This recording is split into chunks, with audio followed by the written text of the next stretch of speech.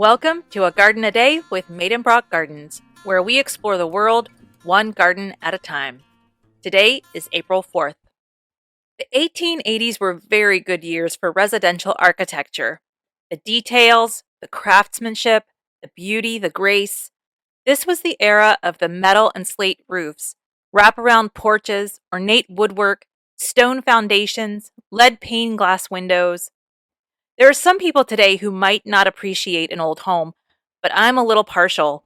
My own home was built in 1882. I've always liked old homes, and today's garden visit includes a 40-room Queen Anne Victorian mansion built in 1887. But of course, we're not here for the house. We are here for the 50 acres of lawn, deer park, and formal gardens. Today, we are exploring Sonnenberg Gardens and Mansion Historic Park in Canadaigua in the Finger Lakes region of New York. In 1863, newlyweds Frederick Ferris and Mary Clark Thompson purchased the 300-acre Sonnenberg farm near Canandaigua Lake for their summer home. Frederick was a New York City banker, and Mary was the daughter of a governor.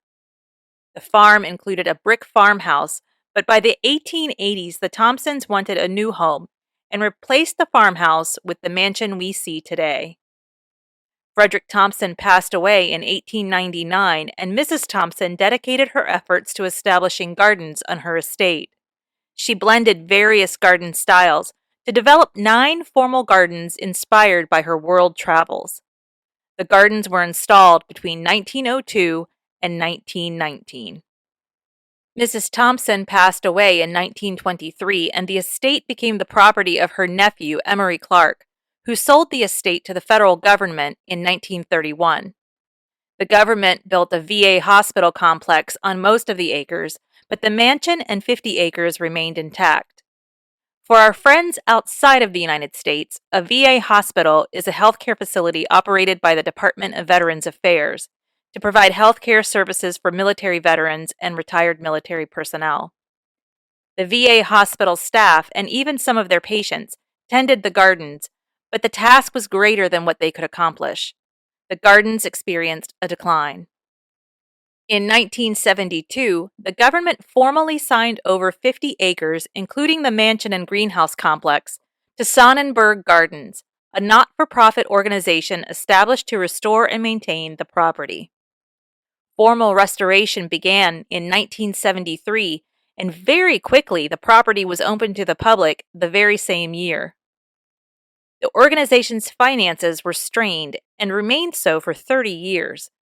In 2006, the state of New York purchased Sonnenberg Gardens and Mansion, which cleared the organization's debt and left an allowance for future upkeep.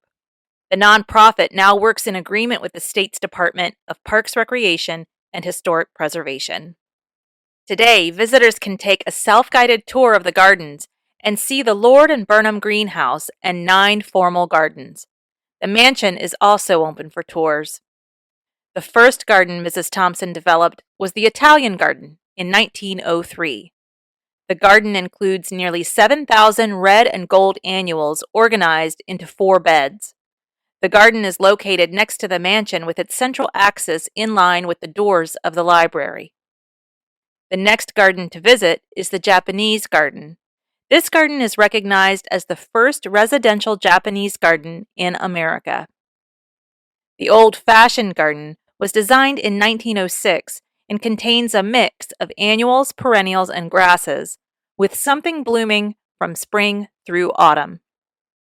The rose garden was designed between 1905 and 1906 and contains 2,500 roses. The sub rosa garden, or secret garden, is an intimate space with hedges and vines contrasting with a white marble fountain and pool. Another intimate space is the blue and white garden with its restrained color palette. This was said to be Mrs. Thompson's favorite garden. The pansy garden is dedicated to, you guessed it, pansies. There's a moonlight garden. It's another small intimate space with mostly white blossoms and silver foliage with plants that bloom in the evening. The kitchen garden was one of the first gardens to be designed as it was of utilitarian purpose. The garden originally provided fruits and vegetables for the home, as well as the Thompsons' home in New York City and the Ontario County Orphanage. The last garden to be designed at Sonnenberg was the Rock Garden, constructed between 1915 and 1920.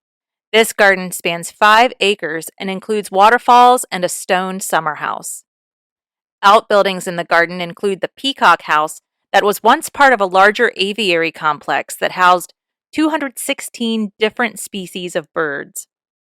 There's a Roman bath constructed in 1914 that once had a functioning swimming pool with changing rooms and boiler room for filtering and heating water from the lake to fill the pool. And of course, no garden of this magnitude would be complete without a greenhouse. The 13,000 square foot greenhouse was designed in 1903 by Lord and Burnham and was built with cypress and steel. Today, the greenhouse is still a working greenhouse and also displays some of its horticultural collections. Efforts are being made to raise funds for its restoration. The gardens and historic park include the Gardener's Cafe and Bay House gift shop on site for a bite to eat or a bit of shopping. The Finger Lakes Wine Center is located in the Bay House and features wines from local wineries in the Finger Lakes region. They also offer 6 private label Sonnenberg wines. Wine tastings are held on Fridays, Saturdays, and Sundays from noon to 3. The garden hosts many events throughout the year. This month, the garden hosts an orchid show on April 26th and 27th and a Civil War reenactment in May. The 24th Annual Arts at the Gardens will be held on June 28th and 29th from 10 to 5 each day. This arts festival includes a juried fine art show with 2 additional dedicated areas for emerging artists and non-juried artists. There will also be live music, food, and wine, and art and artisan goods will be available from many vendors, as well as gourmet foods, soaps, candles, and other fine goods. Artisan crafts already expected to be present include woodworking, pottery, ceramics, glasswork, and leather goods. Sonnenberg is open from 9:30 to 4:30 Thursday to Monday from May through October, and also in December for a special Dickens Christmas and holiday home tour. Well, that's about it for today's garden visit. Join me here tomorrow to find out where we're going next. If you haven't done so yet, I invite you to subscribe to the show and leave us a review. I really appreciate all your support. Thank you for listening. That's about it for today. If all goes well, I'll be right back here tomorrow. See you then.